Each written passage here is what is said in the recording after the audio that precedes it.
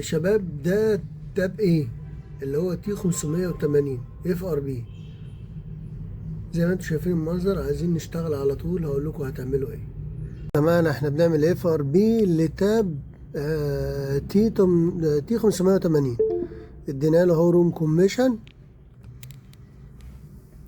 التاب ايه اهو، ده روم كومبيشن. وبعد الروم كومبيشن احنا مش هنعمل اي حاجة غير ان احنا هنديله روم تاني هيكسر لنا الحماية.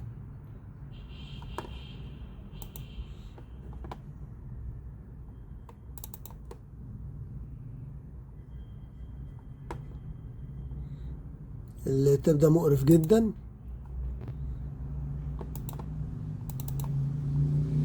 هنا هنختار، هنا اهو تمام. هنروح بقى نختار الروم التاني ده. ماشي، الروم ده منتشر على النت وسهل جدا، حماية اس 5. هما 3 ملفات بس. ماشي، عبارة عن البي ال اهو، عبارة عن ملف السيستم وملف سي اس سي. بعد كده هندوس، استنى بقى نعلم عليهم كده رجالة، هندوس ريستارت. طبعا هنا مش هيديني حاجة، لازم اخش على وضع الداونلود. فراح رايح مديله هنا ربوط داونلود بحيث ان هو يخش على وضع الداونلود.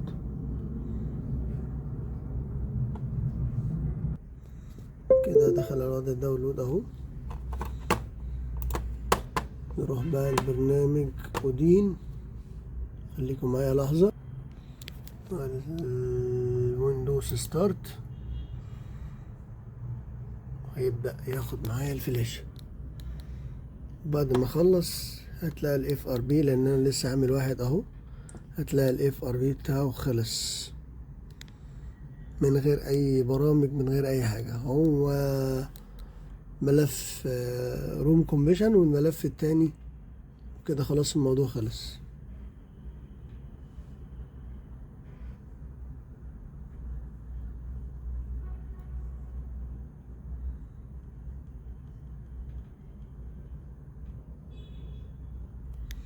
زي ما انتوا شايفين ده خلص معايا كده، ما فيهوش اي حاجة تانية.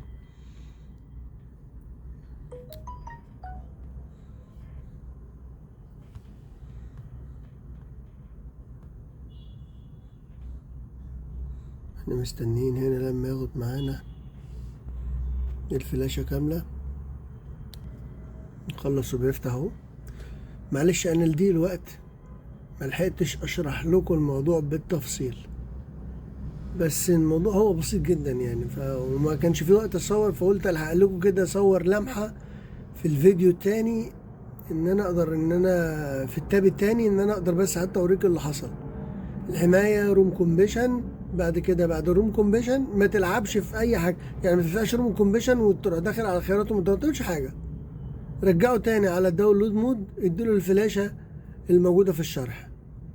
الفلاشة دي منتشرة على الانترنت، مش محتاج يعني مش محتاجة مجهود منك. انت تكتب بس اف ار بي التي 580 الحماية اس 5، خلاص شكرا، الموضوع خلص.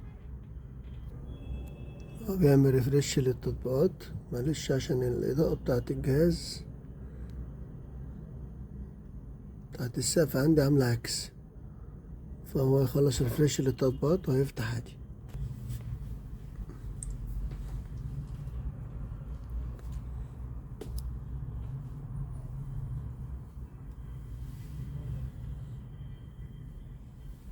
وانا هجيب سندوتشين عشان اخد.